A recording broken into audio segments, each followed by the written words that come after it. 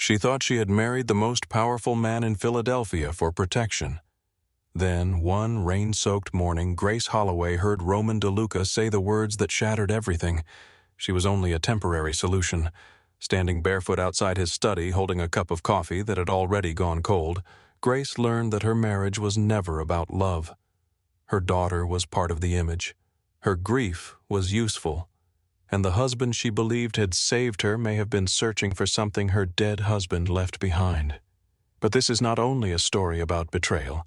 It is about what happens when a woman stops confusing control with safety, discovers the truth beneath a powerful man's promises, and decides fear will no longer choose for her.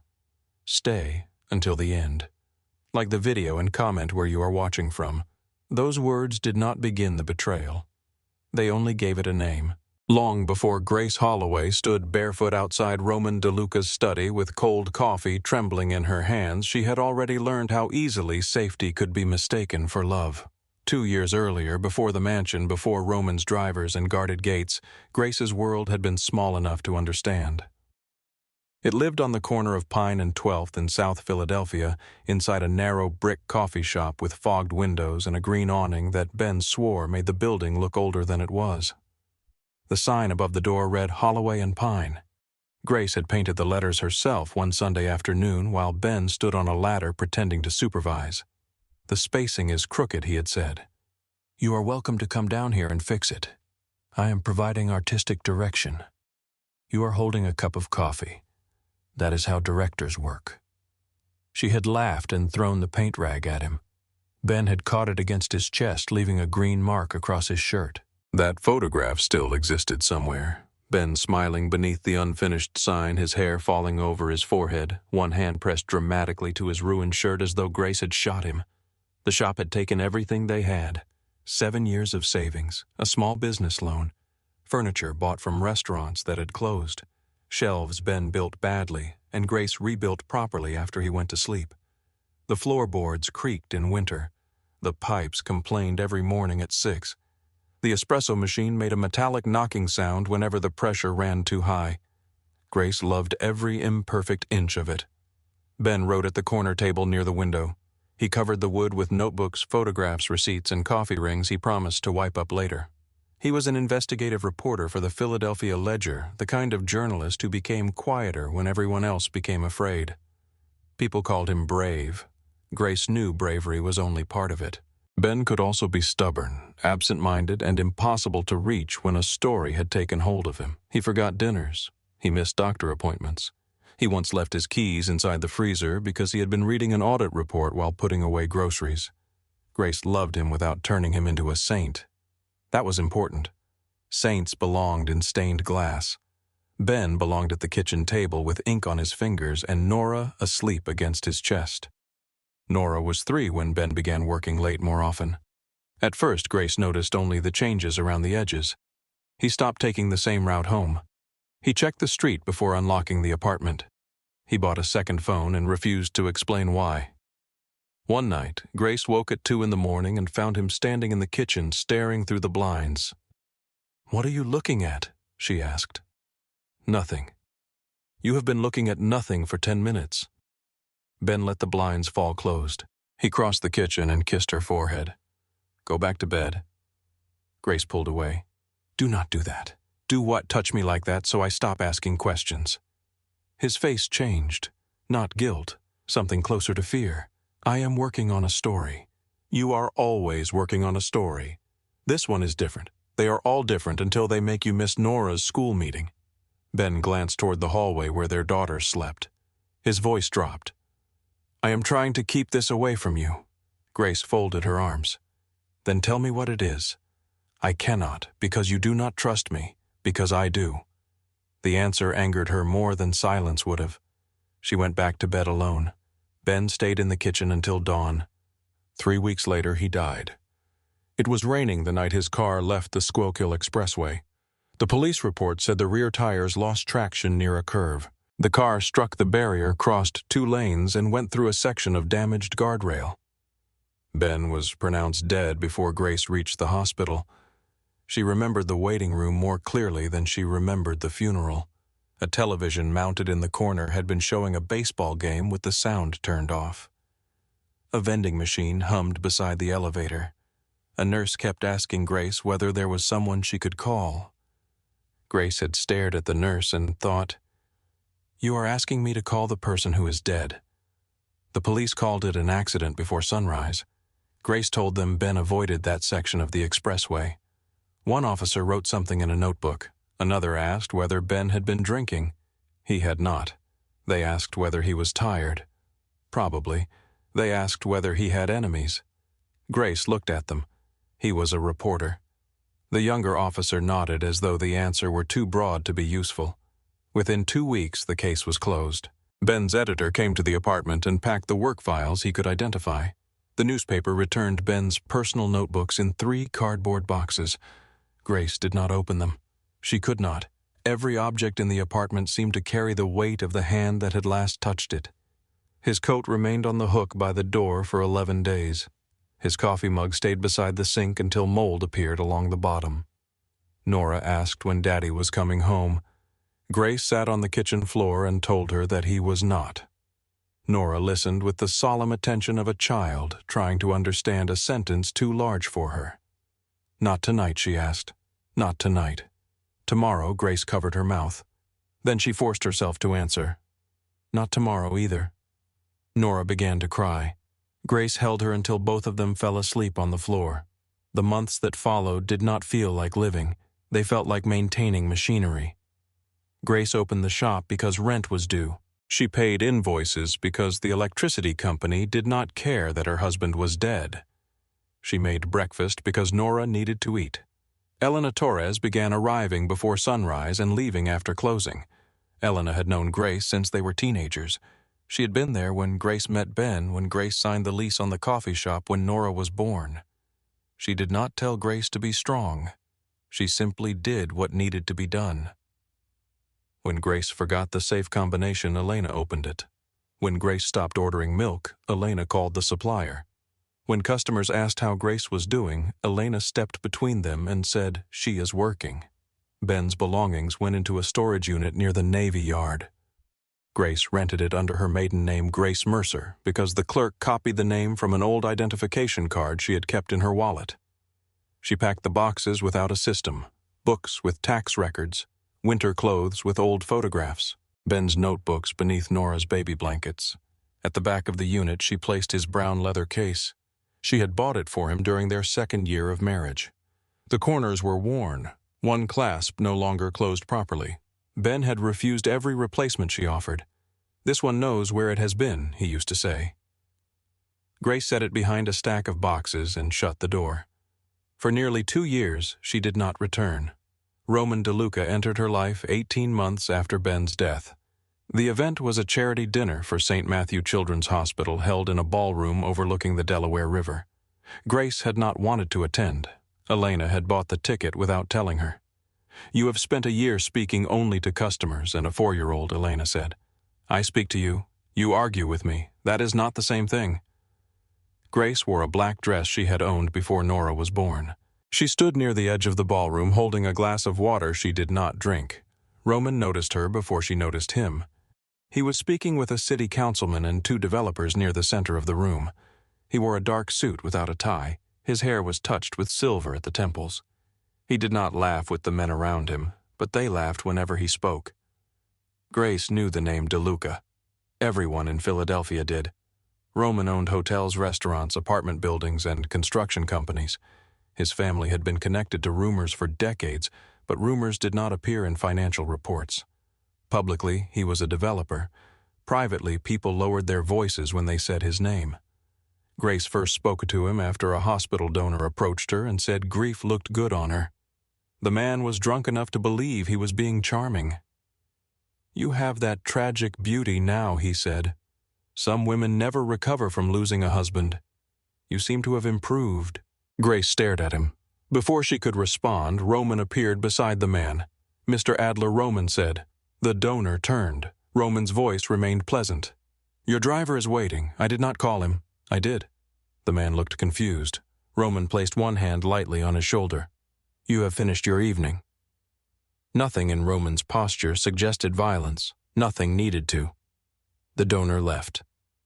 Grace looked at Roman. "I did not need rescuing." "No," he said. "You did not." "Then what was that?" I corrected the room. He walked her to her car later. He did not ask for her number. The next morning, a florist delivered white roses to the coffee shop with no card. Grace threw them away. The following day, Roman came in himself. He stood in line with everyone else. When he reached the counter, he ordered black coffee. Grace poured it. "Did you send the flowers?" "Yes, I do not like white roses." "What do you like? I did not say you could send something else." Roman considered that. Then he placed a $20 bill beside the cup. "Keep the change. The coffee is $3, I know." Grace pushed $17 back toward him. Roman looked at the money, then at her. For the first time, she saw the edge of a smile. After that, he came every Thursday. He never stayed longer than 10 minutes. He asked about the shop. He remembered Nora's name. He listened when Grace spoke and did not offer advice when she mentioned Ben. Roman did not behave like a man trying to charm her. That was part of what made him effective. He never promised to heal her. He never asked her to forget. He simply became present. When the roof above the kitchen began leaking, a contractor arrived before Grace had called one. She confronted Roman. "You cannot repair my building without asking. The landlord approved it. That is not the point." "What is the point?" "The point is that this is mine." Roman looked around the shop. "I know." He said it with such calm certainty that Grace believed him. Months later, she would understand that Roman had never mistaken the coffee shop for his property. He had mistaken Grace for it. Roman was patient with Nora. Not warm, not playful. Patient. When Nora showed him drawings, he studied them seriously. When she spilled juice on his trousers, he did not raise his voice. Once during a thunderstorm, Nora crawled into Grace's lap and asked whether the noise could break the windows. Roman crouched beside her. "No," he said. "This building is stronger than the storm." Nora looked at him.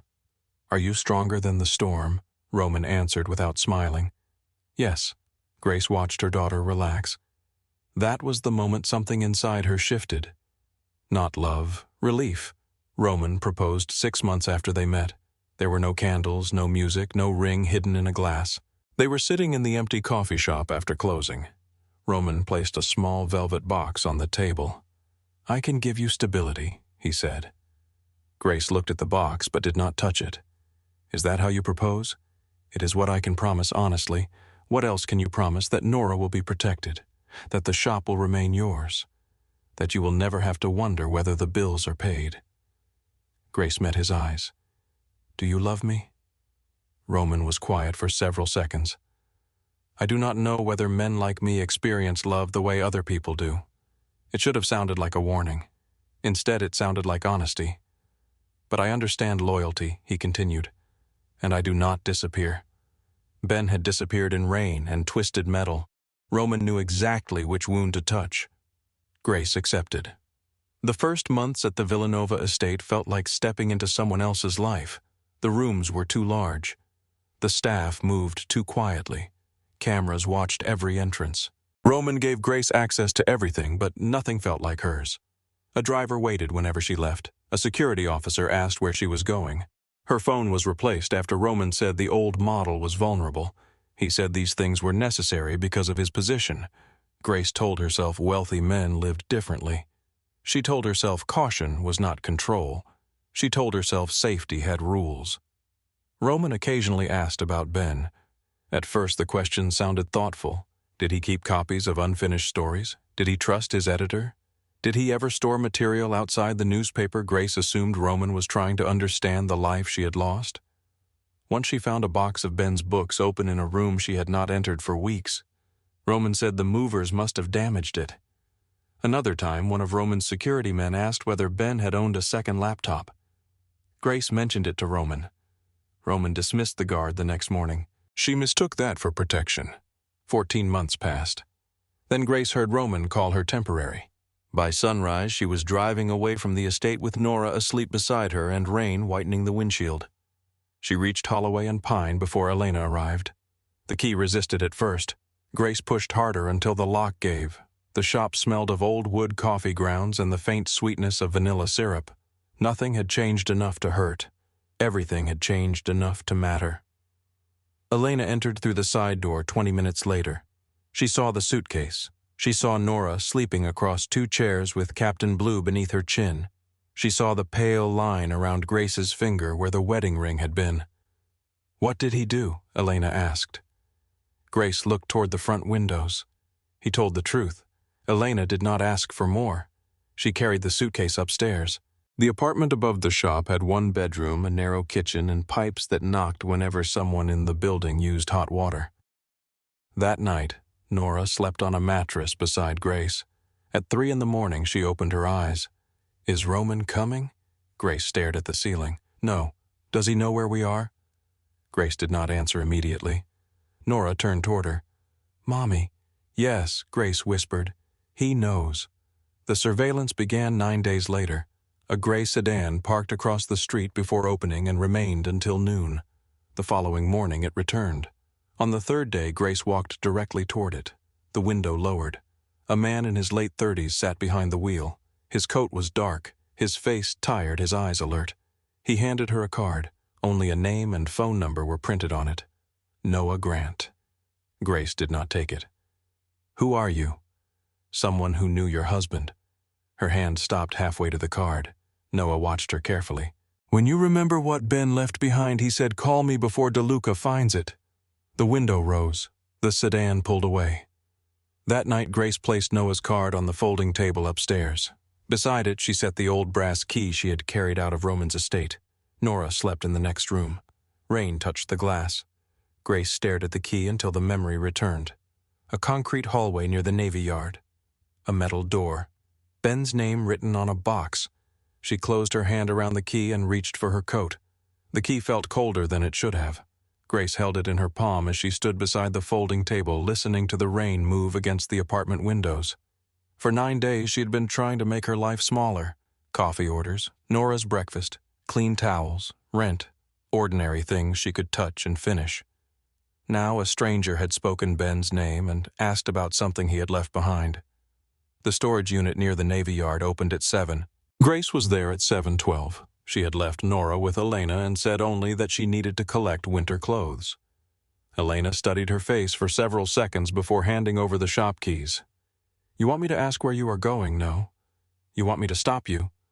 Grace slid into her coat. "No." Elena nodded once. "Then call me before noon." The storage facility stood behind a chain fence on a road lined with repair garages and abandoned warehouses. Cargo cranes rose in the distance through the gray morning, their steel arms disappearing into fog above the Delaware River. Grace parked near the entrance and remained in the car. A delivery truck passed behind her. A man in a yellow vest unlocked a side gate. A dark sedan waited at the far end of the street. Grace watched it for a full minute. No one moved inside. It could have belonged to a worker. It could have belonged to Roman. That was the problem now. Every ordinary object had acquired a second possible meaning. She drove around the block twice, returned through the service entrance, and parked behind the main building where the sedan could not see her. The manager barely looked up when she entered. Unit number 318. He checked the computer. Grace Mercer. Yes. He handed her a clipboard. The name sounded distant. It belonged to a woman who had not yet met Ben, had not carried Nora, had not signed a marriage certificate with Roman DeLuca. Grace signed it anyway. The hallway inside the storage building smelled of wet concrete and dust. Fluorescent lights buzzed above her. Her footsteps echoed between rows of metal doors. Unit 318 was at the end. The brass key resisted. Grace turned it harder. The lock opened with a small metallic snap. For a moment she could not lift the door. Her body remembered the last time she had been there. Ben's coat folded into a box. Nora's baby blankets. The brown leather case placed behind a stack of books because Grace could not bear to see it. She raised the door. Cold air rolled out. The unit looked exactly as she had left it. Boxes stood in uneven towers. A wooden chair rested upside down on an old table. Ben's winter coat hung from a hook on the wall, still carrying the shape of his shoulders. Grace stepped inside. She closed the door halfway behind her. The silence became complete. She found the leather case behind 3 boxes labeled Books and Kitchen. The corners were scratched. One brass clasp sat lower than the other. A dark stain marked the side where Ben had once spilled coffee during a train ride to Washington. Grace placed it on the table. Her fingers rested on the lock. She tried their wedding date. Nothing. She tried the day Holloway and Pine opened. Nothing. Then she looked at the small numbers engraved around the wheel. Ben had hated predictable passwords, but he loved private rituals.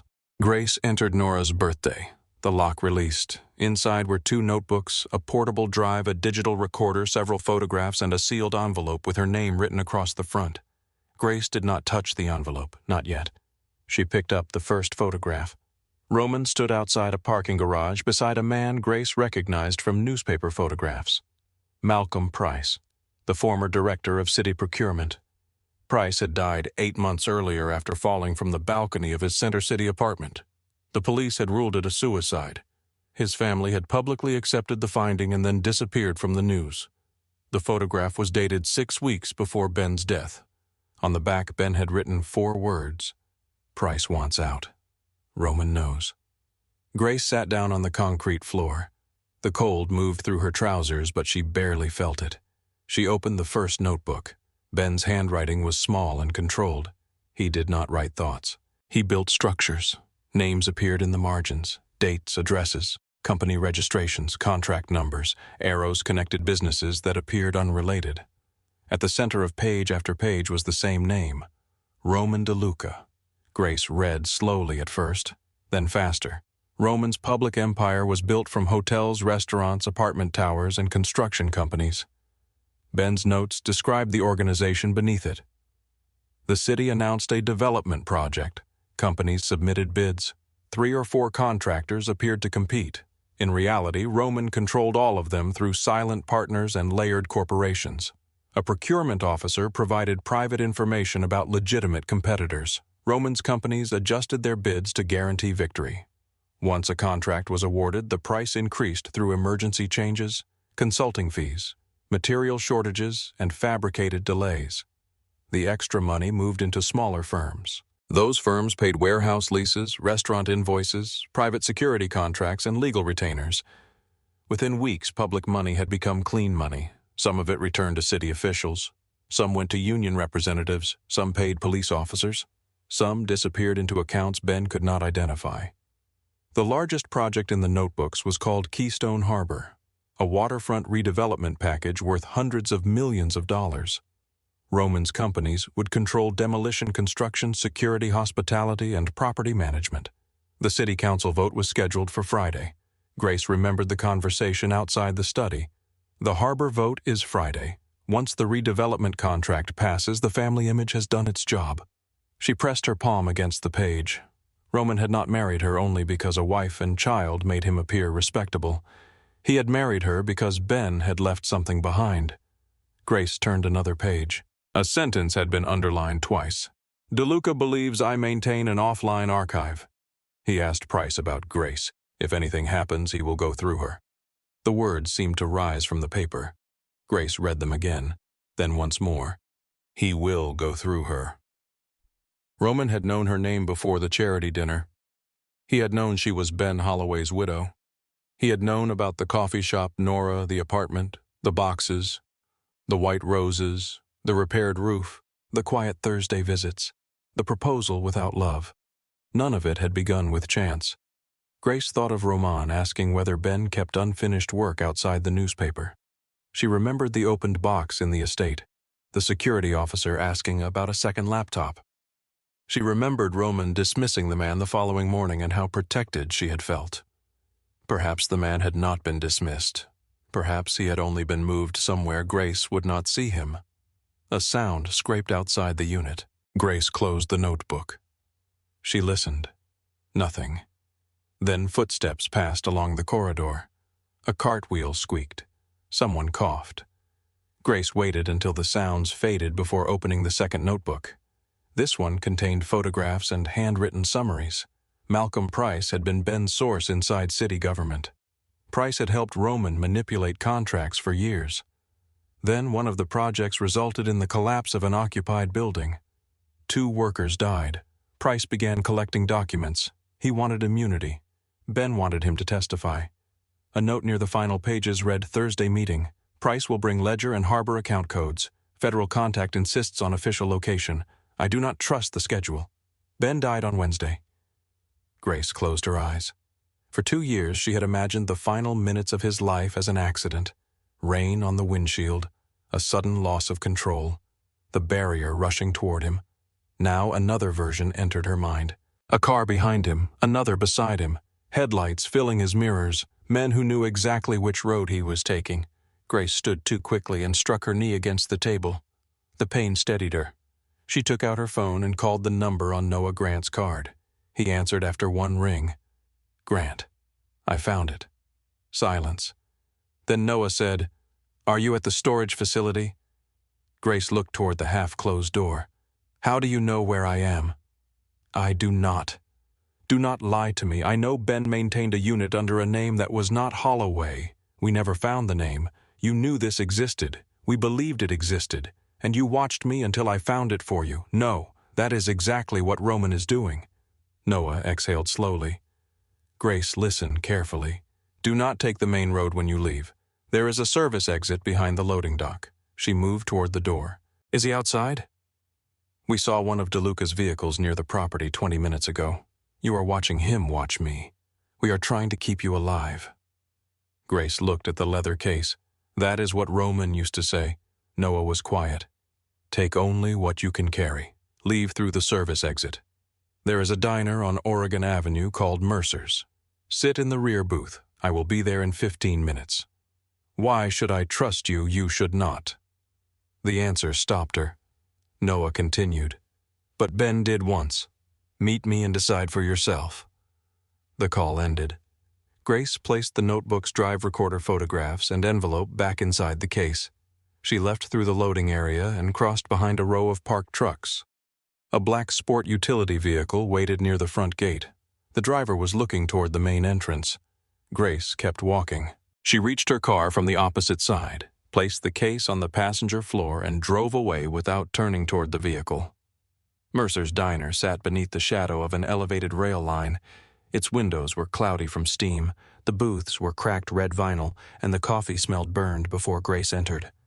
Noah was already in the rear corner. He stood when she approached. Without the sedan around him, he looked less mysterious and more exhausted. Dark hair, gray coat, a scar near his left eyebrow. Grace kept the leather case beside her leg as she sat. Noah looked at it. "Ben's yes. What is inside you first?" A waitress approached. Grace ordered coffee.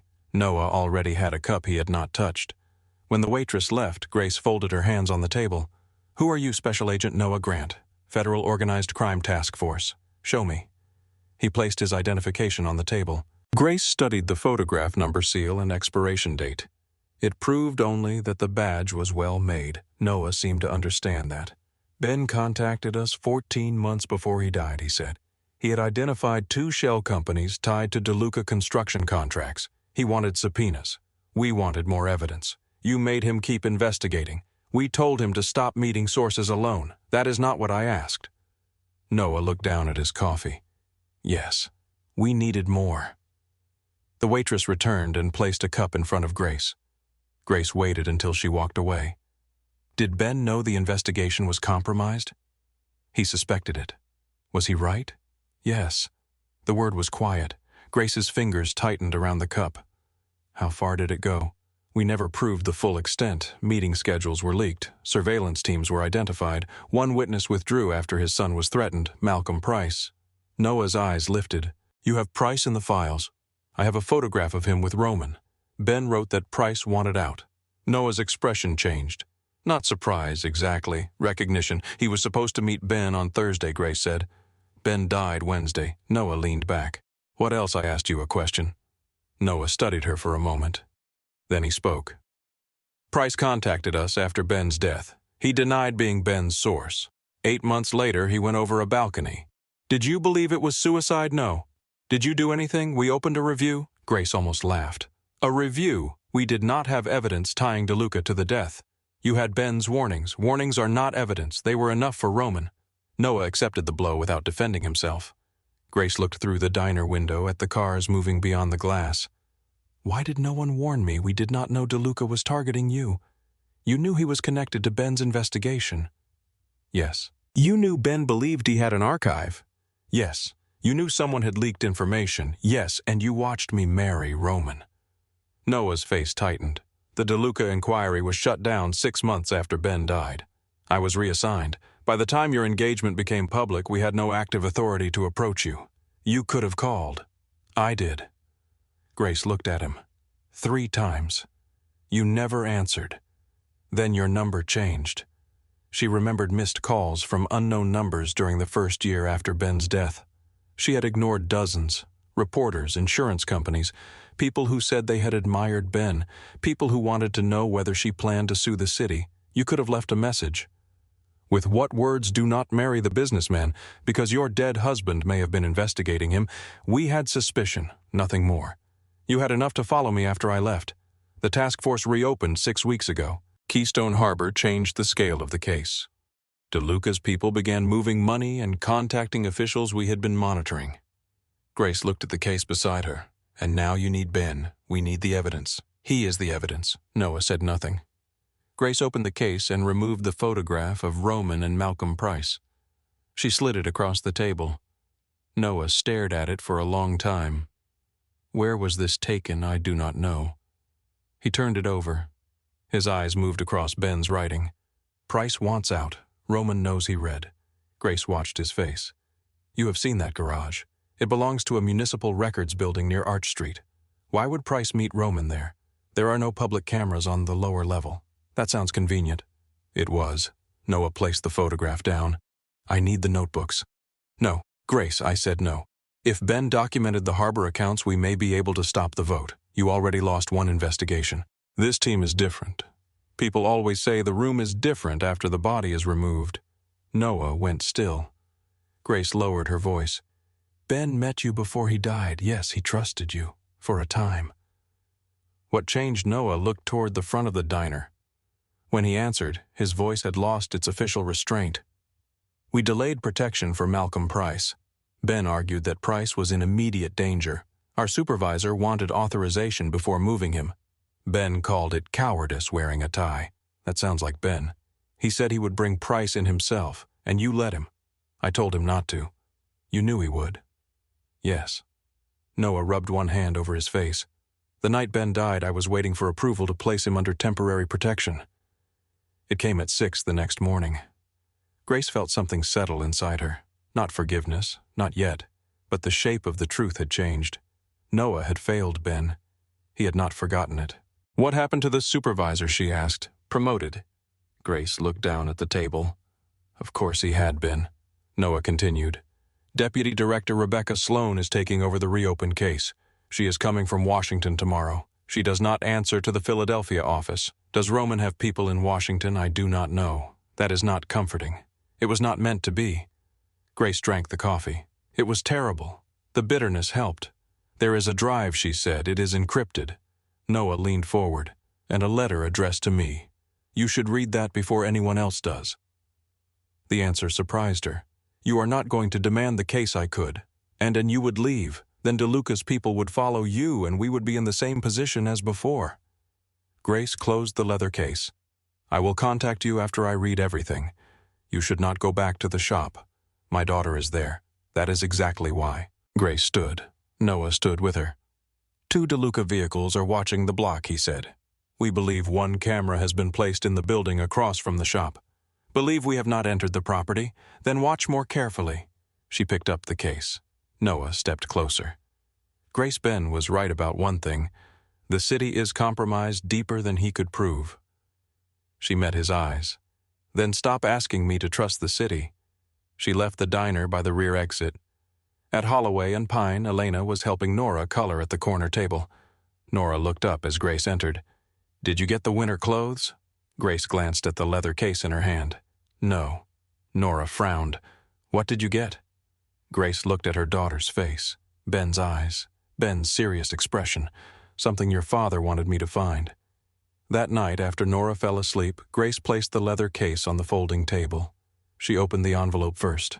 The paper inside was folded twice.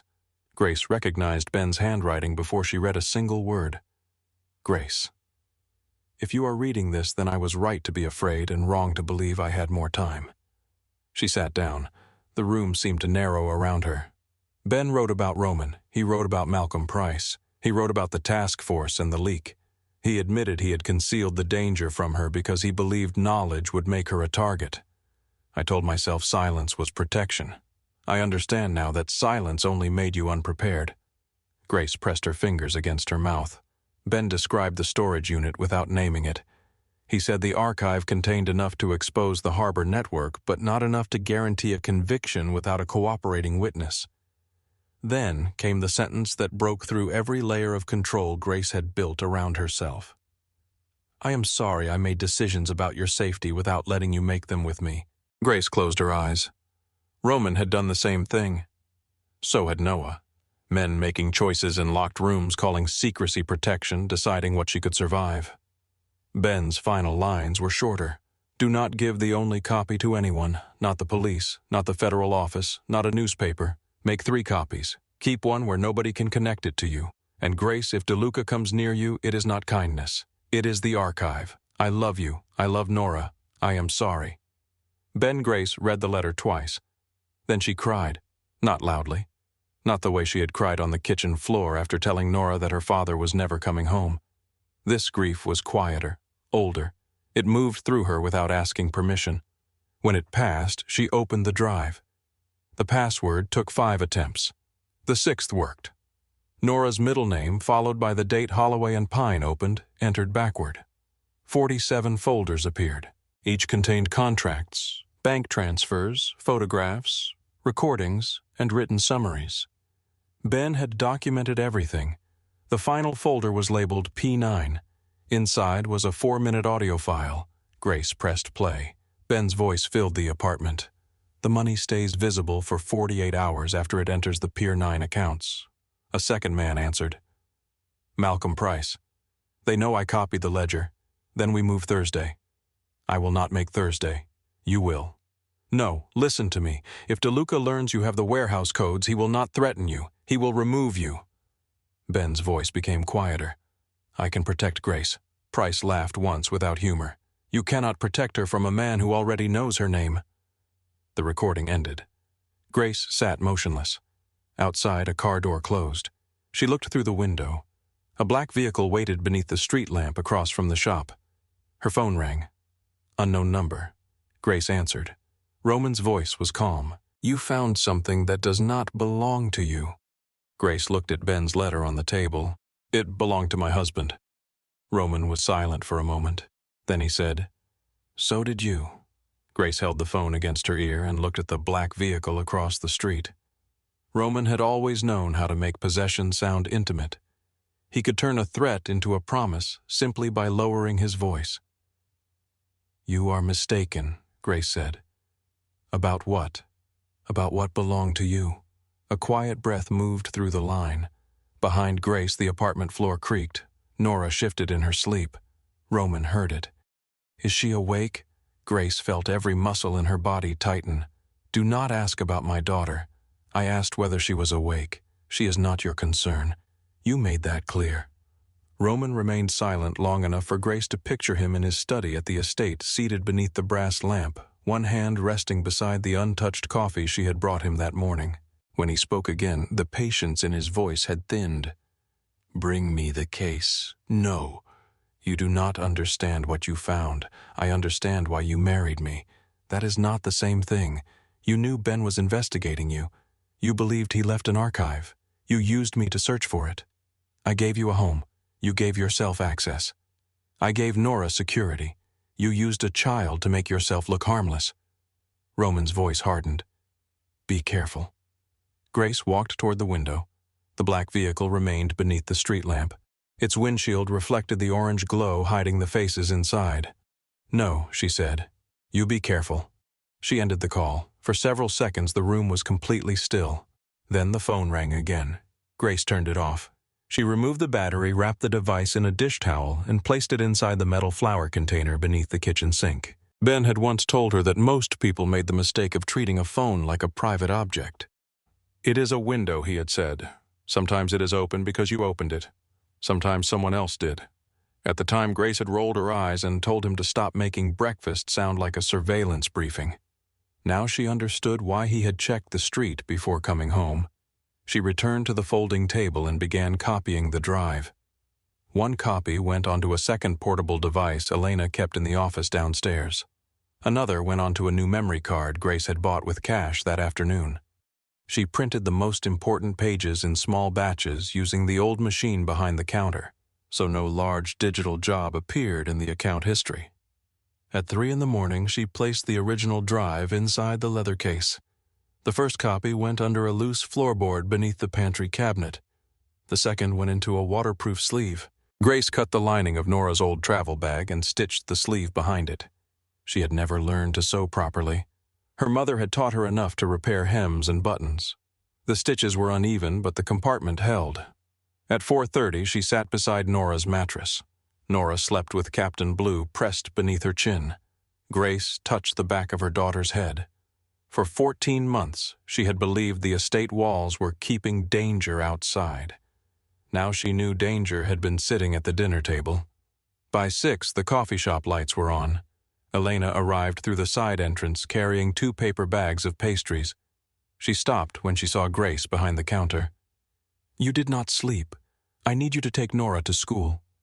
Elena set down the bags. "What happened?" Roman called.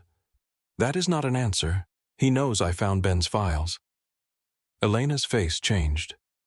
Grace had told her only part of the truth the night before. Enough to explain the storage unit. Enough to explain Noah. Not enough to explain why Roman had married her. Now there was no safe version left. Grace told her everything. Elena listened without interrupting. When Grace finished, Elena looked toward the apartment stairs. "Nora cannot go to school. She needs routine. She needs to not be watched by men in black cars." Grace glanced through the front windows. The black vehicle from the night before was gone. A gray sedan had taken its place. "They already know where she goes," Grace said. "Then we call the police. We do not know which police officers Roman owns." Elena stared at her. The morning delivery truck stopped outside. The driver began unloading milk crates.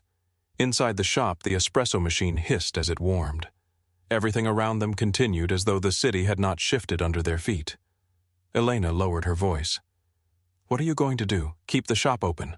"That is your plan. It is what Roman will not expect. He expects you here. His men are across the street. He expects me to panic. If I disappear, he controls where I can move. If I stay visible, he has to decide how far he is willing to go in public." Elena looked unconvinced. Grace did not blame her. She was not convinced either. At 7:15, the first customers arrived. At 8:30, a man Grace had never seen before entered the shop. He wore a navy suit beneath a camel coat. His shoes were polished despite the wet pavement. He stood in line behind 2 construction workers and a woman with a stroller. Nothing about him looked threatening. That made him more threatening. When he reached the counter, he ordered an espresso. Grace prepared it. The man placed a thick cream envelope beside the register. "Mr. DeLuca asked me to deliver this." Elena stopped arranging cups at the other end of the counter. Grace looked at the envelope. "Take it back." "I was instructed to leave it." "You were instructed badly." The man smiled without warmth. "Open it first." Grace did. Inside were divorce papers, a property deed, and a printed bank statement. The deed transferred full ownership of Holloway and Pine to Grace. The account statement showed $2 million held in escrow. A single sheet of paper lay beneath both. "Return what Ben left behind." Grace read the sentence twice. The man lifted the espresso and drank it in one swallow. "Mr. DeLuca wants everyone to leave this with something." Grace slid the papers back into the envelope. "Tell him he already left me with something." "What is that?" "The truth." The man studied her for a moment. Then he placed $5 beside the cup. He said, "You would refuse the first offer. He knows less about me than he thinks." The man took the envelope and walked toward the door. Before leaving, he turned. "Mrs. DeLuca." Grace looked up. "People often confuse refusal with strength. No," she said, "men like Roman confuse obedience with peace." He left. Elena waited until the door closed. $2 million. Grace wiped the counter. It was never money. You could take it and still give the files to the government. No, the account would become evidence that I accepted a deal. Roman would use it to call me a partner. Elena looked toward the window. The man entered the gray sedan. It pulled away. By noon, the first city inspector arrived. He introduced himself as Calvin Brooks from the Department of Public Health. Grace had seen him twice before. Both inspections had been routine. This one was not. He photographed the refrigerator seals, the basement stairs, the employee sink, and the narrow hallway leading to the apartment. He wrote for nearly 20 minutes without asking a question. "What did you find?" Grace asked. "Possible residential use in a commercial structure. The apartment is included in the lease. I will need to verify that. You verified it last year. Regulations changed. Did they change this morning?" Brooks closed his notebook. "You will receive a report." An hour later, the dairy supplier called and canceled the standing delivery contract. The manager said the company was restructuring routes. Grace had used the same supplier for 6 years. At 2, the landlord called. He had received a complaint claiming Grace had made unauthorized alterations to the upstairs apartment. At 3:10, the bank froze the shop account pending review of an unusual transfer request. Grace stood behind the counter with the phone pressed to her ear. "What transfer?" The bank representative said she could not provide details until the security department completed its review. Grace asked who initiated it. The line went quiet. Then the representative repeated the same statement. Grace ended the call. Elena stood beside the pastry case. "He is closing the city around you." Grace looked at the customers seated near the window. A student typing on a laptop. 2 retired men playing chess. A nurse eating soup before an evening shift. Roman did not need to break the windows. He could make every permit contract and account disappear until Grace had nowhere left to stand. Noah arrived after closing. He entered through the rear door, wearing a dark cap and carrying a folder beneath his coat. Grace locked the door behind him. "You were followed," she said. "I changed cars twice." "That is not what I said." Noah looked toward the front windows. "Probably." Elena remained upstairs with Nora. Grace led Noah into the small office. He opened the folder. "Deputy Director Rebecca Sloan arrives tomorrow morning. She is taking the task force out of local control. Roman knows about the archive. We assumed he would. He called me." "What did he say that I belonged to him?" Noah's expression did not change, but his hand tightened around the folder. "Did he threaten Nora not directly? That does not mean he will not." Grace folded her arms. "He has already attacked the business." Noah nodded. "We saw the inspections and the account freeze. We are documenting all of it. Documentation seems to be what people do while Roman acts." Noah held her gaze. "I know. Do you?" "Yes." The answer came without defensiveness. Grace looked away. Noah continued. "We can relocate you and Nora tonight to where a protected apartment outside the city. Who knows the address for people? How many people knew Ben's meeting schedule?" Noah did not answer. "That is why I'm staying here," Grace said. "This building is exposed. So is any place your office knows about." Noah lowered his voice. "Grace, if DeLuca believes the archive can destroy the harbor deal, he will escalate. He already has." "No, he has pressured you. Escalation is different." The words chilled her. Before she could respond, Elena appeared in the doorway. "There is someone downstairs." Grace looked at the clock. The shop had been closed for 20 minutes. "Who he says he is federal." Noah reached inside his coat. "Where is Nora with me? Take her into the bathroom," Grace said. "Lock the door." Elena did not move. "Grace, now." Elena turned and hurried upstairs. Noah moved toward the rear hall. Grace stopped him. "If he sees you, we learn nothing. If he has a weapon, learning becomes less important. Stay where you can hear." Grace went downstairs alone. The man stood near the register. He was in his 50s, broad through the shoulders with close-cut gray hair and a face designed to be forgotten. He held a leather badge case in one hand. "Mrs. DeLuca, Grace Holloway." He gave a polite nod. "Special Agent Daniel Kerr." "We received an emergency relocation order for your daughter." Grace remained near the bottom of the stairs. "From whom? Agent Grant's office." "Why was I not contacted?" "There was a security breach. We were told to avoid electronic communication." He opened the badge case and held it toward her. The seal looked real. The photograph matched his face. His number was printed beneath the name. "What security breach?" Grace asked.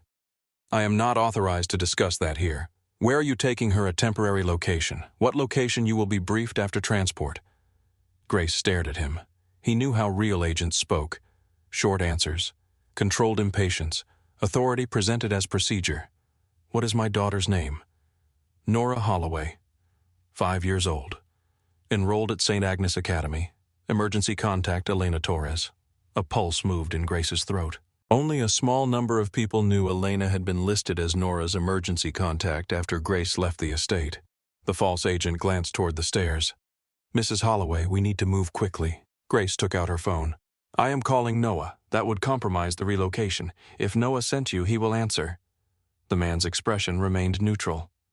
His communications may be restricted. Grace called anyway. Noah answered from the office upstairs. Grant. Grace placed the phone on speaker. There is a special agent Daniel Kerr in my shop. Badge number 411792. He says you sent him for Nora. Silence lasted less than a second. Then Noah said, I did not. The false agent looked toward the front door. Grace stepped between him and the stairs. Noah verified the number. Keys moved on the other end of the line. The man lowered the badge case. Mrs. Holloway, this situation is time-sensitive. So is mine. Noah returned. That name and number do not exist in our system. The man looked at Grace. Something changed in his face. Not fear. Assessment. He was recalculating her. Grace kept her voice steady. You are standing in a public business with cameras facing both exits. You have presented a false federal credential and attempted to remove a child without parental consent. The man placed the badge inside his coat. Mr. DeLuca hoped you would understand the courtesy. Grace heard Noah move upstairs. She raised one hand slightly, warning him to remain hidden. The false agent stepped toward the door. Grace did not move aside until he was close enough to hear her without raising her voice. Tell Roman the next man he sends should bring a warrant or a coffin. For the first time the man smiled. It was not amusement. It was recognition. You are beginning to sound like your husband. He opened the door and left. A black sedan waited at the curb. The false agent entered the rear seat. The car moved through the intersection before Noah reached the front of the shop. Noah looked after it. Did you get the plate? Grace pointed toward the camera above the window, if Roman has not already erased it. Noah called the number into his office. Grace climbed the stairs. Elena opened the bathroom door after Grace knocked twice. Nora ran into her arms. Why were we hiding? Grace crouched and held her daughter. A man came into the shop who was not who he said he was. Was he bad? Grace looked toward Elena. Elena's face was pale. Yes, Grace said. He was. Nora pressed Captain Blue against Grace's shoulder. Did Roman send him? The question cut deeper than Grace expected. Children noticed more than adults allowed themselves to believe. Grace did not lie. Yes. Nora looked down at the stuffed rabbit. Roman said bad people could not come near us. Grace brushed the hair from her daughter's face. Roman said many things that were not true. That evening, Rebecca Sloan arrived at the coffee shop. She was tall, silver-haired, and dressed in a dark coat that still carried drops of rain. She did not offer empty reassurance. She examined the camera footage, listened to Noah's report, and asked Grace to repeat every word the false agent had used. When Grace finished, Rebecca closed the notebook. There are two possibilities, she said. Someone inside the task force is compromised, or DeLuca has surveillance access we have not identified. Both, Grace said. Rebecca looked at her. We will proceed as if you are right. Grace placed one copy of Ben's archive on the table. Not the original. I would be disappointed if it were. Noah looked at Rebecca. Rebecca ignored him. Grace studied her. You know Ben told me not to trust federal investigators, I know. And you still expect me to hand you this. I expect you to make the decision that gives the evidence the best chance of surviving. That sounds carefully worded. It is. Rebecca opened the first notebook. Trust is not required. Structure is. They worked until midnight. Grace explained Ben's codes, the harbor accounts, the Pier 9 folder, and Malcolm Price. Rebecca assigned 3 false meeting locations to 3 separate channels. One location went through Noah, one through Rebecca, one through Assistant United States Attorney Miles Barrett. By morning, Roman's men were watching a vacant parking garage listed only in the message sent through Miles's office. The leak did not come from Miles. It came from an assistant director who had accessed the scheduling file after Miles's staff uploaded it. Federal agents went to his home. He was gone. His phone remained on the kitchen counter. His family claimed he had left before dawn. Rebecca stood in the apartment above the shop and looked at the report on her tablet. He knew we were testing the channels. Grace poured coffee into a paper cup. Or Roman warned him. Rebecca accepted the cup. "We are moving your daughter." Grace looked toward Nora, who was drawing at the table.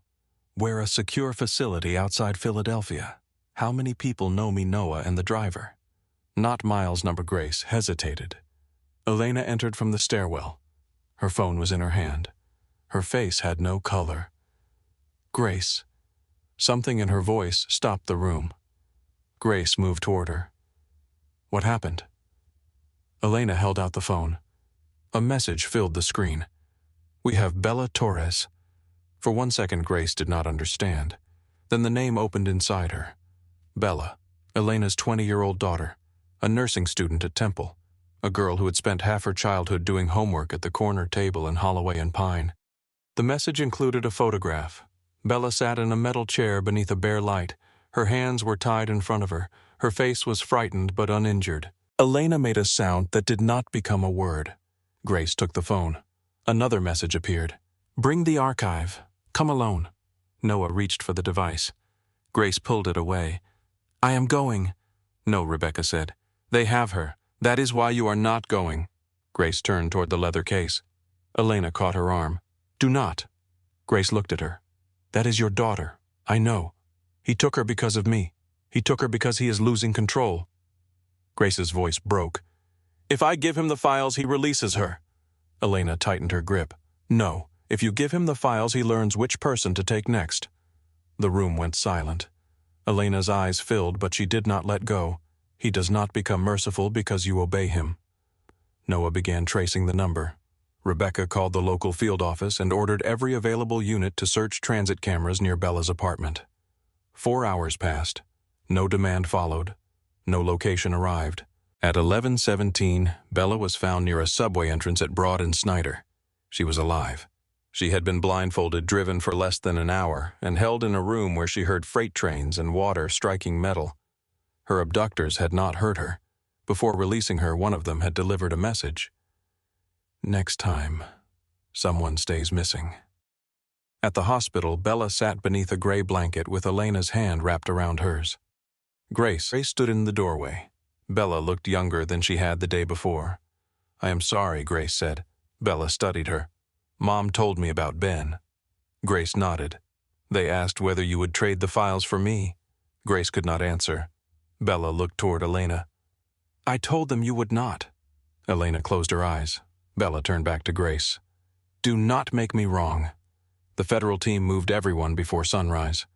Grace carried Nora through the underground entrance of a protected facility outside the city.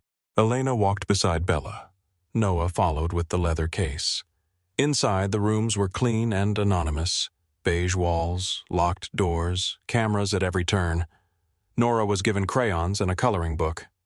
Bella sat at a table with Rebecca and described what she had heard during the abduction. 2 men had spoken outside the room. One said they had to complete the 48-hour move. The other mentioned clearing Pier 9 before Friday. Rebecca looked at Noah. Grace understood before either of them spoke. Roman was preparing to move the harbor money and destroy the warehouse evidence. "How long before you can execute the warrants?" Grace asked. 72 hours, Rebecca said. "He will be gone in 48. We are working on 2 financial officers. If one agrees to cooperate, we can accelerate. And if they do not..." Rebecca did not answer. Grace went into the small room assigned to her and opened Ben's drive. She found Rachel Quinn's old email address in a folder of Ben's contacts. Rachel had worked with him at The Ledger before joining a national investigative publication. Grace wrote for nearly an hour. She attached selected files, Ben's letter, the Pier 9 audio, and the photograph of Roman with Malcolm Price. Then she created an encrypted message containing the full archive. The message would be delivered automatically unless Grace entered a cancellation code every 12 hours. Recipients included Rachel, 2 national newspapers, 3 federal oversight offices, and the attorney for Ben's estate. Noah entered as Grace activated the system. "What did you do?" She closed the laptop. "I made a copy Roman cannot reach. We're everywhere." Noah stared at her. "You made yourself more dangerous to him." Grace looked through the glass wall at Nora sleeping with Captain Blue beneath her arm. "No," she said. "I made killing me useless." The message system was active. Every 12 hours, Grace would have to enter a code to stop Ben's archive from being sent across the country. If she missed the deadline, the evidence would leave every protected server, every locked office, and every quiet agreement behind. Roman had spent years surviving because truth moved slowly. Grace had just given it a clock. Noah stood across from her in the small room at the protected facility, his eyes fixed on the closed laptop. "You should have told us before activating it. If I had told you, someone could have stopped me. Rebecca would not have stopped you. You do not know that. I know her." Grace looked through the glass wall. Nora slept on a narrow couch beneath a gray blanket. Captain Blue was tucked beneath her chin. Elena sat beside Bella near the window, speaking quietly while Bella stared into a paper cup she had not touched. Grace turned back to Noah. "You knew Ben, too." His expression shifted. "That is different." "It always sounds different when someone else is making the decision." Noah opened his mouth, then closed it. Grace stood. "I need to speak with Rebecca." Rebecca Sloan was in the operations room with Assistant United States Attorney Miles Barrett. Photographs, maps, bank records, and company registrations covered the table between them. A large map of the Delaware waterfront had been marked with 4 red circles. Pier 9, Roman's corporate headquarters. A private residence in Gladwin. A security company operating from a warehouse in Kensington. Rebecca looked up as Grace entered. "Noah told me about the release system. Then you know the archive is protected. I know you created a national security problem without consulting anyone." Miles raised his eyes from the documents. Grace looked at Rebecca. "Roman took Bella because he believed he could make me trade evidence for a person. He sent a false federal agent for my daughter because he believed your office was another weapon he could imitate. If anything happens to me, the evidence becomes public before he can bury it." Rebecca studied her. "You understand publication could damage the criminal case. I understand secrecy already helped kill my husband." The room became quiet. Rebecca closed the file in front of her. "You are not wrong." Miles leaned back in his chair. "That does not make the decision harmless. I did not make a harmless decision." Grace moved closer to the table. "You have 48 hours before Roman clears Pier 9. You said you need 72. We are trying to shorten the timetable," Miles said. "How 2 financial officers inside DeLuca Development have been approached through counsel. Names." Miles glanced at Rebecca. Grace waited. Rebecca answered. Charles Rourke and Daniel Cho. Grace recognized both names from Ben's notebooks. Rourke had served as Roman's chief accountant for more than a decade. Cho managed internal payments for the harbor companies. "What are they afraid of?" Grace asked. Roman, Rebecca said. "They have worked for him for years. That does not make them less afraid." Grace looked down at the map. What would make them talk? Miles tapped one finger against the table. "Knowing we can move without them, you cannot." "We can move," Rebecca said. "The case is stronger with cooperation, but not dependent on it." "Then why are you waiting?" "Because moving too early lets Roman's lawyers attack the edges. If Rourke or Cho confirms the internal structure before the warrants execute, the case becomes harder to dismantle." Grace looked toward the glass wall. Nora shifted beneath the blanket. Bella's face remained pale. Roman had already started dismantling lives while the government was still protecting procedure. Grace turned back. "Put me on the record." Miles frowned. "You already gave a statement." "I gave documents. I answered questions. I want formal testimony." Rebecca understood first. "You want Roman to know." "Yes." Miles stood. "That could increase the danger." "The danger is already here." Grace pointed through the glass toward Bella. "He took a 20-year-old nursing student from the street. He sent a man into my shop with a false badge. He froze my accounts and used the city to close my business. Hiding me does not make him less dangerous. It only gives him time." Miles folded his arms. "A formal deposition could become discoverable later. Defense counsel will attack every inconsistency, then ask me questions until there are none. You are not trained for this." "No. I was married to him." Rebecca watched Grace for a long moment. "Rourke's attorney has asked whether a primary witness is prepared to testify," she said. Miles turned. You did not tell me that. He called 10 minutes ago. What did you say that I would confirm after speaking with you? Grace stepped closer. Confirm it. Miles looked between them. If word reaches Roman that Grace is making a sworn statement, he may move immediately. He is already moving, Grace said. Rebecca nodded once. We schedule the deposition for 8:30 tomorrow morning. Miles exhaled.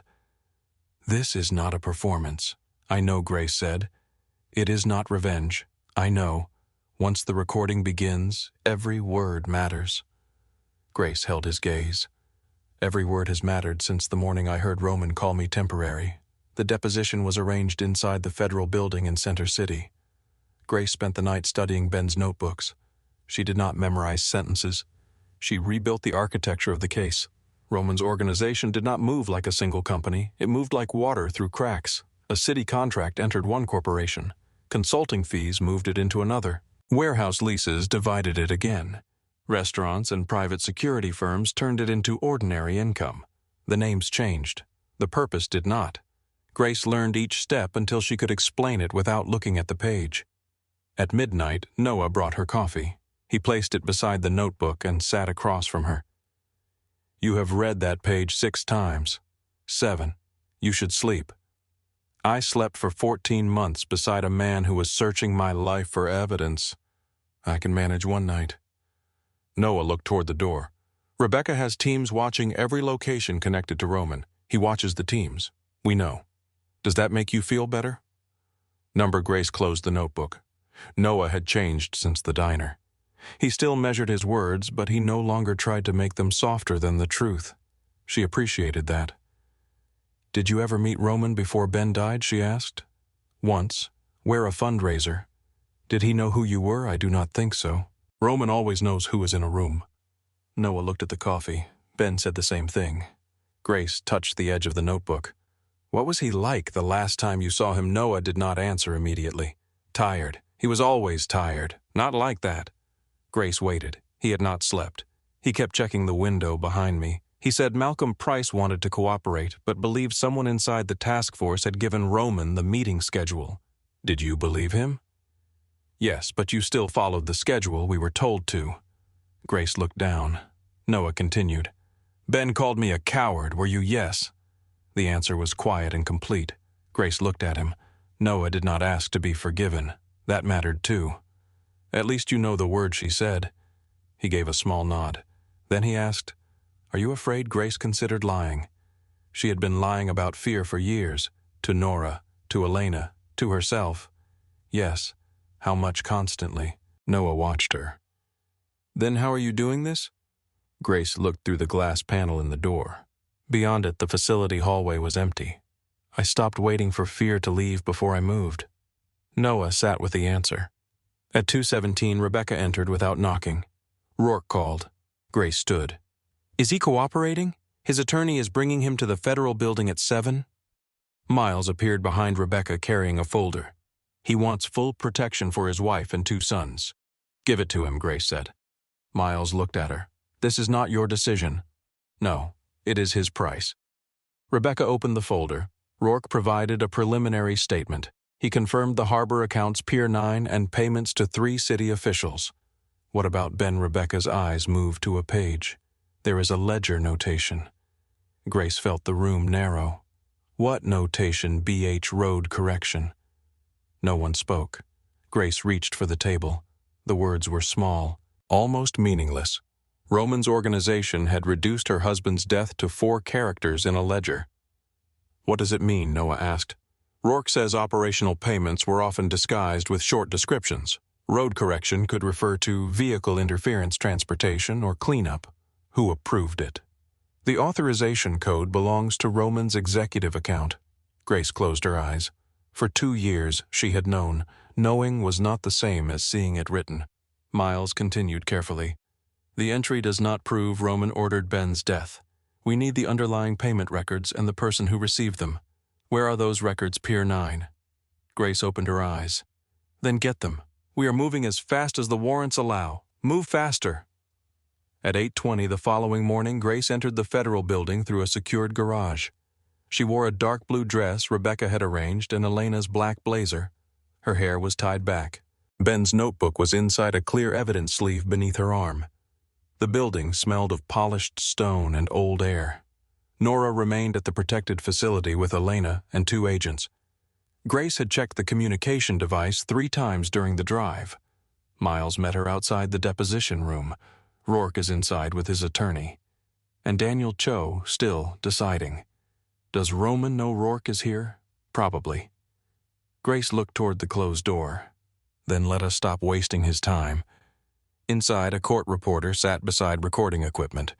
Rebecca occupied one end of the table. Noah stood near the wall. Rourke sat with his attorney on the opposite side. He was a thin man in his late 50s with gray skin and restless hands. He avoided looking at Grace. Miles read the formal opening. The recorder light turned red. Mrs. Holloway, he said, please explain how you came into possession of the material submitted to this office. Grace placed both hands on the table. She began with the storage unit. She described the leather case, the notebooks, the drive, the photograph of Roman and Malcolm Price. She explained the shell companies in plain language. She described how Roman used false competition to control city contracts. She explained the 48-hour period when harbor funds remained traceable. Miles asked why she believed Roman married her to locate Ben's archive.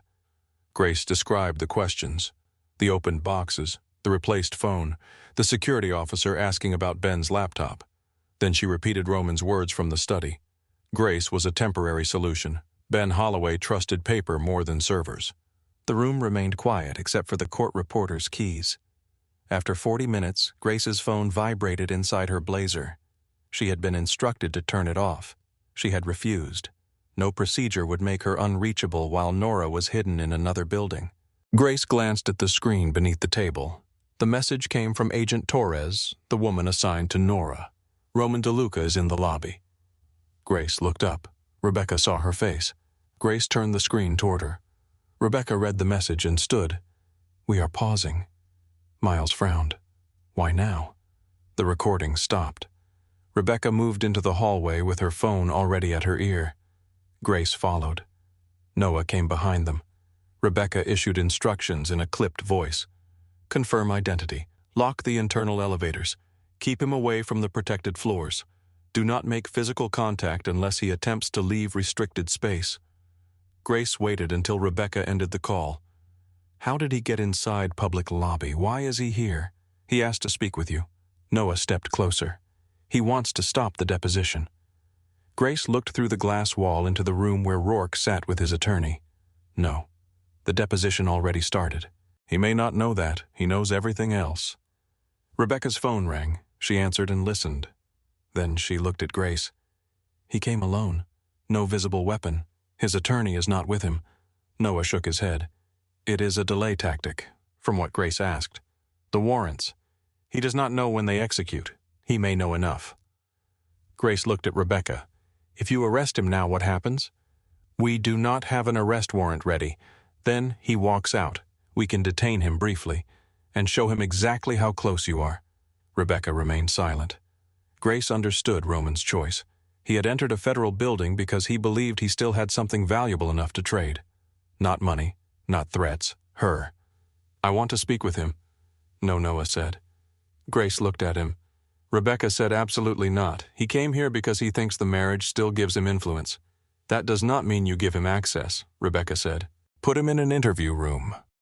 Record everything. Miles emerged from the deposition room. What is happening, Roman DeLuca, is downstairs, Noah said. Miles stared at him. Grace continued. He believes he can make me withdraw. He may threaten you, Miles said. He already has. He may say nothing useful. Then we lose 20 minutes. Rebecca looked toward the elevator. Grace lowered her voice.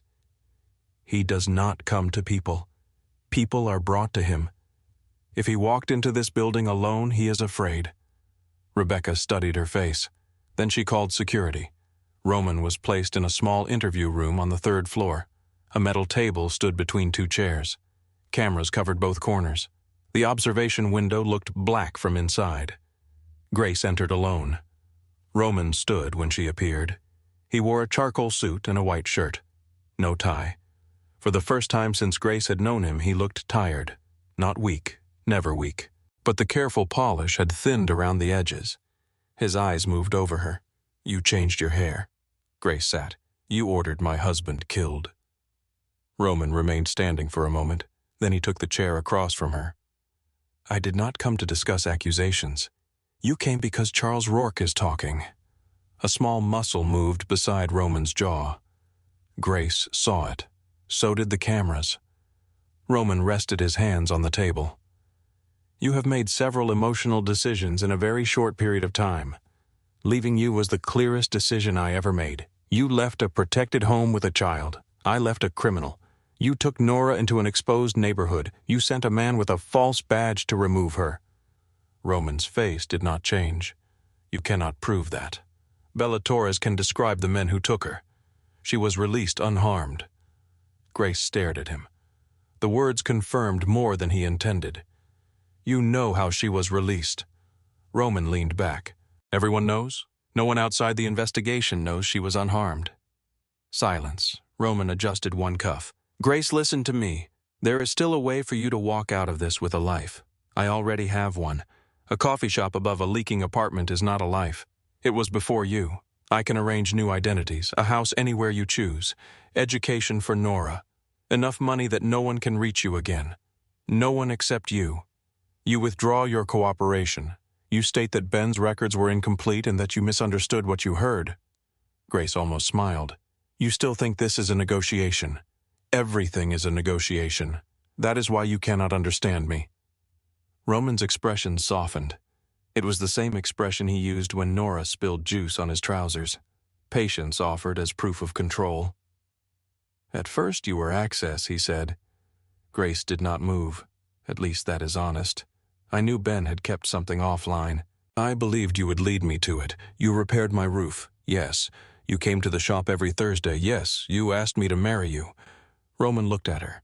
"Those things are not mutually exclusive. With what with caring for you?" Grace felt the old part of herself react. The woman who had accepted certainty because grief had made uncertainty unbearable. She let that woman speak once inside her. Then she let her go. "You do not care for people," Grace said. "You preserve what you believe belongs to you." Roman's eyes hardened.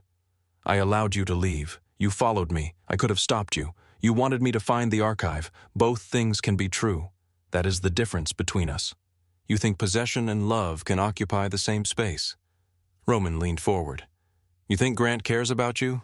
This is not about Noah. It is always about who stands beside you." Grace held his gaze. "No, it is about whether I can stand without asking permission." For the first time, anger appeared clearly in Roman's face. "You believe Ben was better than me because he wrote things down. I believe he knew what you were. He knew very little." Grace saw the opening. She looked away as though dismissing him. "He never met you." Roman's voice cooled. "He met me twice. Ben would have written it. He did not write everything. You only knew what your men reported." Roman's pride moved faster than his caution. He refused the Vine Street exit after the first car boxed him in. Grace became completely still. The official police report had never mentioned another vehicle. No witness had reported one. Roman continued before the mistake reached him. He should have taken the offer at the underpass. Grace lowered her voice. "What offer?" Roman stopped. Behind the black observation glass, someone shifted. Grace kept her eyes on him. "You were there. I know what my people report. What did they offer him?" Roman looked toward the camera. Too late. Grace leaned closer. "Did they offer him money?" No answer. "Did they offer to leave Nora alone?" Roman's jaw tightened. Grace understood. "You used us. He made his choice. And you made the road correction." Roman looked at her sharply. The phrase struck him before he could hide it. Grace saw recognition. "The ledger is in Pier 9, she said. Roman stood. The chair scraped against the floor. "You do not know what you have done." Grace remained seated. "Yes, I do." Roman stared at her. For 1 second the civilized mask disappeared. Beneath it was not rage alone. It was fear. Grace reached into her pocket and placed her wedding ring on the table. "You called me temporary because you believed you were the permanent thing in my life." She pushed the ring toward him. "You were the interruption." Grace left the room. Rebecca stood beyond the door with Noah and Miles. No one spoke. Rebecca looked at Miles. Is it enough for detention? Yes. For the warrants, combined with Rourke's statement and the ledger reference, yes. Rebecca lifted her phone. Move every team now. The operation began at 9:47. Agents entered Roman's corporate headquarters in Center City. Another team breached Pier 9 along the Delaware River. A third surrounded the private security warehouse connected to the false agent. At Pier 9, men were already destroying records. Hard drives had been pulled from servers. Boxes burned inside metal drums. 2 trucks waited near the loading dock. Federal vehicles blocked both exits. Agents recovered the original bribery ledger surveillance photographs of Ben vehicle repair records, and a payment issued to a driver the morning after Ben died. Inside a locked office, they found photographs of Grace taken throughout her marriage. The coffee shop, Nora's school, the storage facility, the charity event where Roman first approached her. Grace stood in the federal corridor as reports arrived one after another. The archive was real. The ledger was secured. Daniel Cho had called his attorney. The assistant director had been located at a private airfield. Roman was brought from the interview room 10 minutes later. Noah waited with the arrest warrant. Roman stopped when he saw Grace. You think this makes you free? Grace looked at the handcuffs in Noah's hand. No, she said. Leaving made me free. Noah placed one cuff around Roman's wrist. Grace finished quietly. This makes you accountable. Roman was led toward the elevator. Grace watched until the doors closed. Her phone vibrated. The release system requested the 12-hour cancellation code. Grace looked at Ben's name on the file. Then she pressed confirm. The archive remained sealed. For now. The archive remained sealed for 11 days. During that time, Roman DeLuca was moved from federal custody to a detention center outside Philadelphia. His attorneys filed motions before the government had finished cataloging the evidence taken from Pier 9. They challenged the search warrants. They challenged Charles Rourke's cooperation agreement. They challenged the recording made inside the federal building.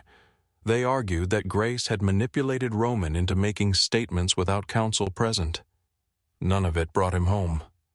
Grace watched the first news report from the protected facility with Nora asleep against her side. Roman's photograph filled the television screen. It was an old image from a charity gala. He wore a black tuxedo and looked directly into the camera with the quiet confidence of a man who believed the city belonged to him. The reporter spoke about federal fraud charges, public corruption, and organized criminal activity connected to the Keystone Harbor project. Ben's name was not mentioned. Grace turned off the television. Nora stirred. Was that Roman? Yes. Why is he on the news? Grace looked at her daughter's face. For weeks, Nora had accepted locked doors, unfamiliar rooms, and adults speaking in lowered voices. She had stopped asking when they were going home. That frightened Grace more than the questions. Roman hurt people, she said. Nora considered this. Did he hurt Daddy? Grace's breath caught. She had never told Nora that Ben's death might not have been an accident. She had been careful with every conversation, believing there would be a better time. There was never a better time for truth. Only a time when a child asked for it. We think Roman helped the people who hurt Daddy. Nora pressed Captain Blue against her chest. Why? Because Daddy found out Roman was doing bad things. Nora looked toward the dark television. Did Roman know Daddy? Yes. Did he know me before he came to the coffee shop? Grace felt the question settle in the room. Yes.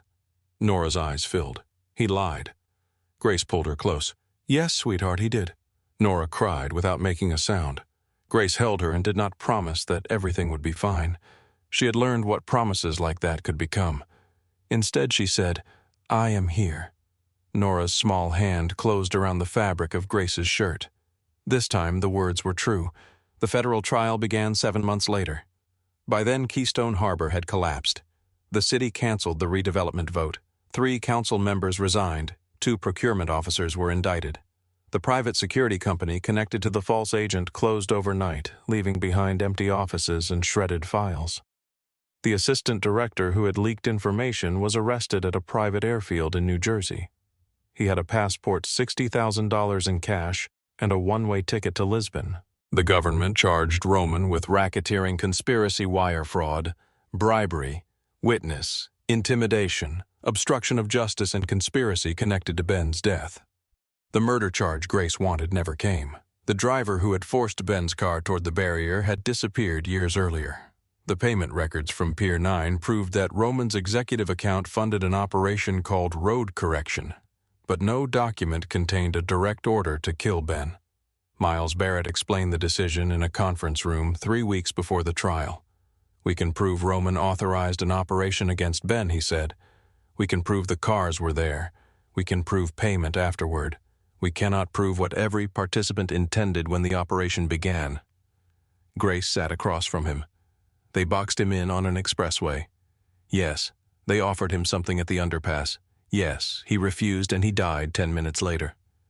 Miles did not look away. "I know." "Then why is that not murder?" "Because knowing what happened and proving the exact criminal instruction are not the same thing." Grace looked toward Rebecca Sloan. Rebecca stood near the window with her arms folded. "Would you rather lose the murder charge at trial," Rebecca asked, "or convict him of the conspiracy that placed Ben on that road?"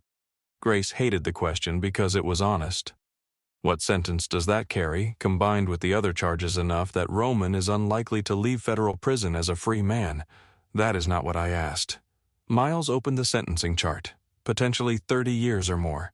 Grace stared at the papers. Roman had treated Ben's death like an accounting entry. The law needed every word separated, defined, and proven. She understood why. Understanding did not make it hurt less. "I want the record to say what he did." "It will," Miles said. "Not what you can make convenient." His expression tightened. "We are not making it convenient." Grace leaned forward. "Then do not reduce Ben to a financial transaction just because Roman did." Miles closed the sentencing chart. "I will not." The trial took place inside a federal courtroom in Center City. Every seat was filled on the first morning. Reporters waited near the elevators. Camera crews gathered outside the building. Former employees of Roman's companies entered through side doors with their attorneys. Grace arrived with Noah and Rebecca. Elena remained at the coffee shop with Nora and Bella. Grace had considered bringing Nora to the courthouse. She decided against it. Roman had already occupied too many rooms in her daughter's life. He would not occupy that one. Inside the courtroom, Roman sat beside 4 defense attorneys. He wore a dark suit and pale blue tie. His hair was shorter than Grace remembered. Detention had removed some of the color from his face, but not the control. When Grace entered, his eyes found her immediately. She felt the old instinct to measure his expression. Was he angry? Was he calm? Had she made a mistake? Grace sat behind the prosecution table. She did not look at him again. Charles Rourke testified first. He described Roman's organization in the careful voice of a man dismantling the structure that had protected him for 15 years. He explained how public contracts were divided among false competitors. He identified payments to council members, police officials, and union representatives. He confirmed that Roman approved major operational expenses through coded ledger entries. Miles displayed the Pier 9 ledger on a courtroom screen. The notation appeared in black ink, BH Road Correction. Rourke adjusted his glasses. That entry was authorized through Mr. DeLuca's executive account. Roman's attorney stood. "Did my client personally write those words, Did you see him authorize that exact payment? No. Then your conclusion is based on an internal code system that you helped create while committing crimes yourself." Rourke swallowed. "Yes." The attorney smiled slightly. No further questions. Grace watched Rourke leave the witness stand. The defense did not need to prove he was lying. It only needed to remind the jury that fear and self-preservation could shape a man's memory. Daniel Cho testified the following day. Unlike Rourke, Cho had waited until after the Pier 9 search to cooperate. His agreement offered less protection and no guarantee regarding sentencing. He spoke about a meeting in Roman's corporate office 3 days before Ben died. Roman had asked whether the journalist had accepted the final offer. Cho had not known which journalist. 2 days later, Roman approved an emergency payment to the private security company. "What did Mr. DeLuca say when he authorized it?" Miles asked. Cho looked toward Roman. For the first time, Roman's expression changed, only slightly, but Grace saw it. Cho turned back to the jury. He said the road had been corrected. The defense objected. The judge allowed the answer to remain. Bella testified about the night she was abducted. She wore a navy dress Elena had bought for her and kept both hands folded in her lap. Miles asked her to describe what happened outside her apartment. Bella spoke without dramatizing it. A van stopped. A man called her by name. Another covered her face. She was driven to a room near water and freight tracks. While being held, she heard two men discussing Pier 9 and the 48-hour transfer window. The defense attorney approached gently. "Miss Torres, you were blindfolded, yes. You were frightened, yes. You could not see the speakers, no. You had recently been told that Roman DeLuca was involved in a criminal investigation, my mother told me after I was released. Then you cannot identify my client as the person who ordered your abduction." Bella looked across the courtroom at Roman. "No." The attorney nodded. Bella continued before he could turn away. "But the men who took me knew Grace's daughter's school, my mother's schedule, and the name of the federal agent protecting us. Someone gave them that information." The attorney faced her again. "That does not prove it was my client."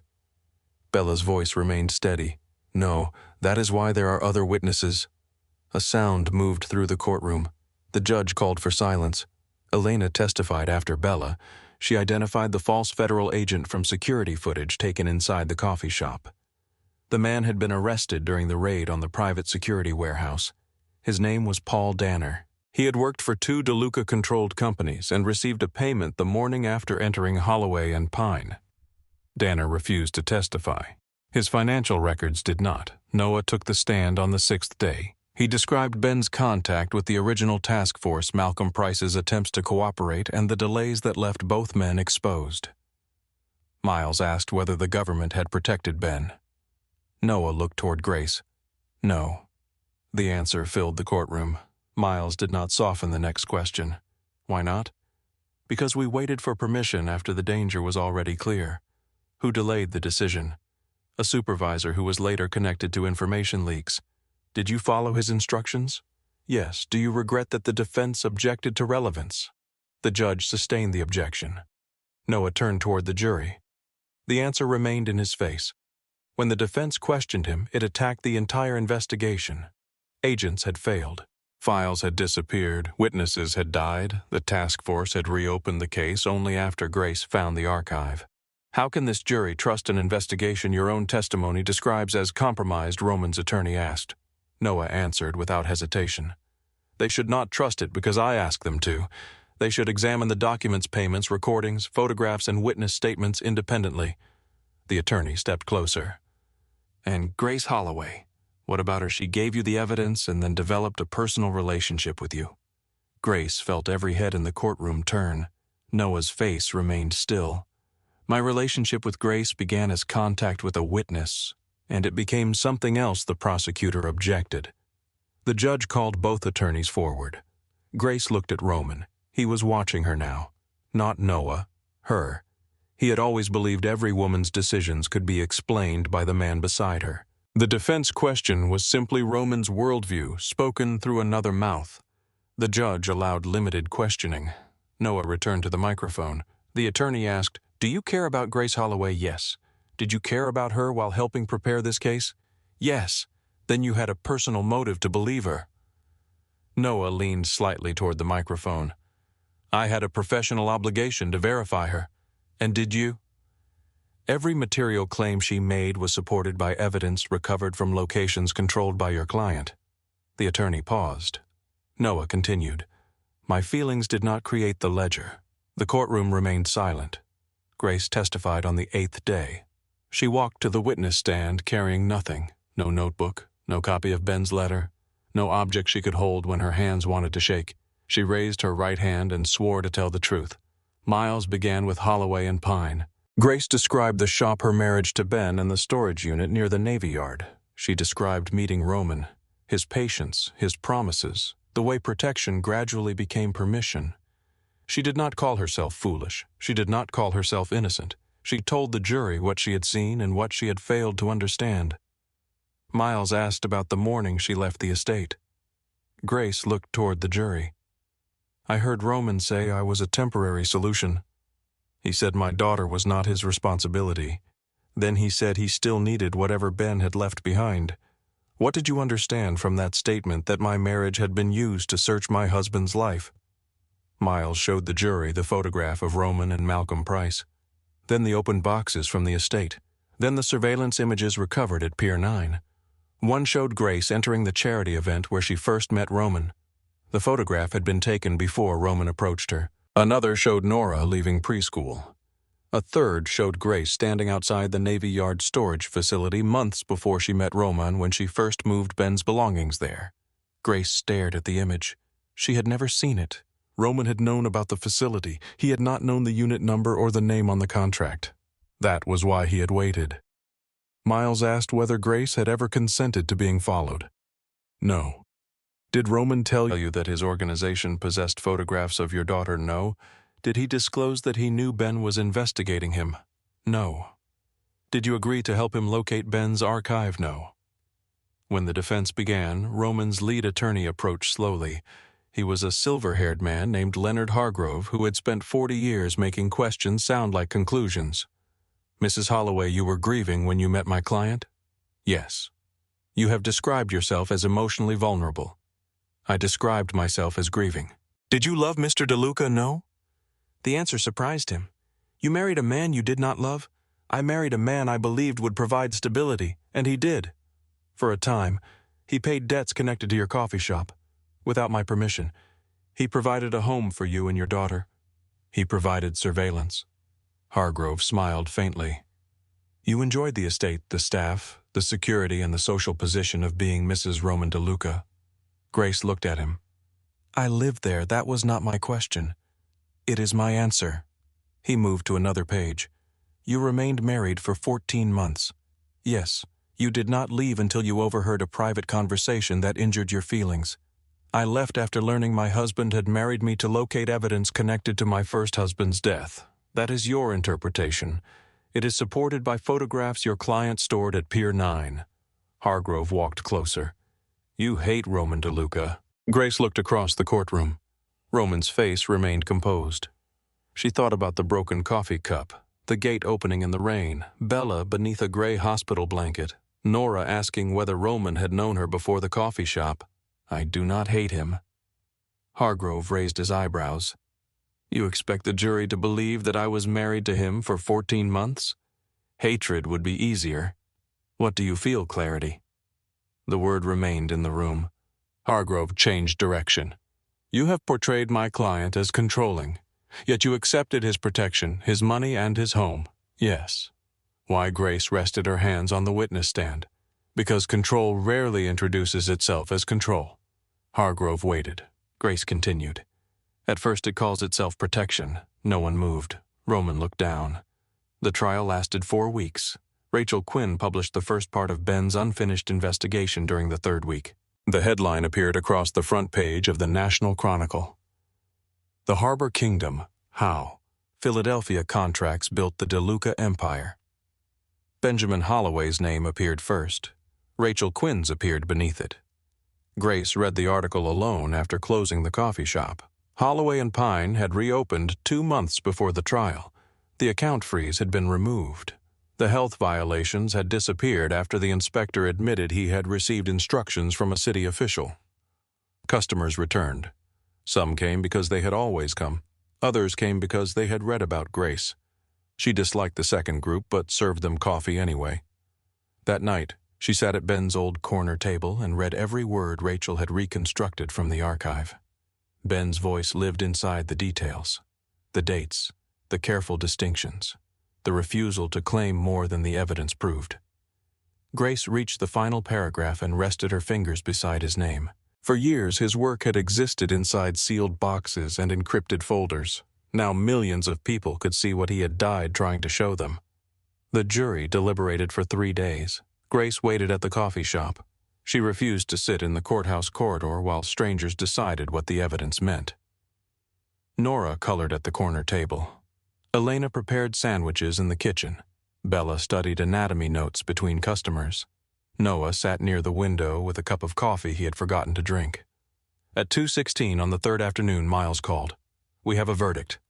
The courtroom filled within an hour. Roman stood beside his attorneys. The clerk read each count. Guilty, guilty, guilty, wire fraud, bribery, racketeering conspiracy, witness intimidation, obstruction, conspiracy related to the operation that caused Ben's death. Roman showed no visible reaction. Only once when the clerk read Ben's name did his eyes move toward Grace. She looked back. There was no triumph in her, no relief large enough to erase the years, only the knowledge that Roman could no longer decide which truth entered the room. The sentencing took place 6 weeks later. Miles asked for 35 years. The defense asked for 12. The judge imposed 32. Roman was given permission to speak. He stood at the defense table and buttoned his jacket. Even in custody, he understood presentation. Mrs. DeLuca has built a profitable tragedy out of her own choices, he said. She accepted my home, my name, and my protection. When that life no longer pleased her, she turned private disappointment into public accusation. Grace felt Elena tense beside her. Roman continued. The government needed a story. She gave them one. The judge looked down from the bench. Her choices exposed yours, Mr. DeLuca. Roman's face changed, only for an instant. Then the deputies led him away. Grace did not watch the door close. There were no celebrations afterward. Bella still avoided the subway. Elena checked the shop locks twice every night. Nora woke from dreams in which Roman stood outside the apartment door. Grace attended counseling because silence had already taken too much from her family. One evening, Nora sat on the kitchen counter while Grace prepared dinner. Was Roman my dad? She asked. Grace put down the knife. No. Was Ben? Yes. Is Ben coming back because Roman went to prison? Grace crossed the room and stood between Nora's knees. No, sweetheart. Nora's mouth trembled. That is not fair. No. Then why did we do all that Grace held her? She did not offer justice as a replacement for Ben. It was not one. We told the truth about what happened to him. Nora cried against her shoulder. Grace let the answer remain imperfect. Noah continued visiting Holloway and Pine after the case ended. At first he brought updates. Then he brought newspapers. Then nothing at all. He sat at Ben's old corner table until Grace asked him to choose another. Noah moved without asking why. Their relationship developed in small permissions. A walk after closing, dinner with Elena and Bella, an afternoon at the park with Nora. Noah never told Grace he would keep her safe. He asked whether she wanted company. That difference mattered. One rainy evening, Nora brought Captain Blue to the counter. One ear had torn away from the seam. Noah examined the stuffed rabbit. This is serious. Can you fix him? Nora asked. I can try. Grace watched him search the office for a sewing kit. He returned with black thread and a needle. The repair was terrible. The ear sat higher than before and leaned slightly to one side. Nora hugged the rabbit. He looks brave. Noah glanced at Grace. She smiled. A package arrived from Roman's attorneys on the first anniversary of his arrest. Inside was the silver wedding frame from the Villanova estate. The photograph remained behind the glass. Roman faced the camera. Grace faced Roman. There was no note. Elena stood beside her in the empty shop. What are you going to do with it? Grace removed the photograph. She fed it into the paper shredder. The machine pulled Roman's face into thin white strips. Grace kept the frame. Elena looked at her. Why the frame did nothing wrong. For several seconds, neither of them spoke. Then Elena laughed. Grace laughed with her. It was the first thing connected to Roman that had become small enough to be funny. In October, Ben's name was added to a memorial for journalists killed because of their work. Grace attended with Nora, Elena, Bella, Noah, and Rachel. The memorial stood in a quiet courtyard near the river. Nora carried one coffee bean inside her closed fist. When they reached Ben's name, she placed it beneath the engraved letters. Daddy always smelled like coffee, she said. And newspaper ink, Grace answered. Rachel read the final line from Ben's letter. The truth does not need fearless people. It needs people who refuse to abandon it. Grace looked at the name carved into stone. She did not feel finished. The city had not become honest because Roman went to prison. Other men had occupied the offices left empty by his allies. Other contracts would need watching. Bella still woke from nightmares. Ben remained gone. Grace touched the stone once. Then she took Nora's hand and walked away. 1 year after the morning she left the estate, Grace opened Holloway and Pine before sunrise. Rain touched the front windows. The pipes knocked above the kitchen. Elena argued with a supplier on the telephone. Nora sat at the corner table drawing a house with green windows and 3 people standing outside. The bell above the door rang. Noah entered and shook the rain from his coat. Grace reached for a cup. Your usual. He removed his jacket. "I have a usual now. You have ordered the same coffee for 8 months. That sounds dangerously permanent." Grace paused. Noah studied her face. She looked around the shop, at the shelves Ben had built badly, at the repaired ceiling, at Nora drawing beneath the green sign Grace had painted years before, at the life Roman had tried to purchase, search, and control. "Nothing is permanent," Grace said. Noah waited. She placed the coffee in front of him. "But some things are real for as long as we choose them." Grace crossed to the front door. She turned the sign from closed to open. Outside, Philadelphia woke beneath a gray sky. The Villanova estate now belonged to the government. The DeLuca name had been removed from the harbor project. Ben's investigation was being read by people he would never meet. Grace returned behind the counter and poured the first coffee of the morning. Roman had once called her a temporary solution. He had been wrong about both words. She had never been his solution, and she was the one who remained.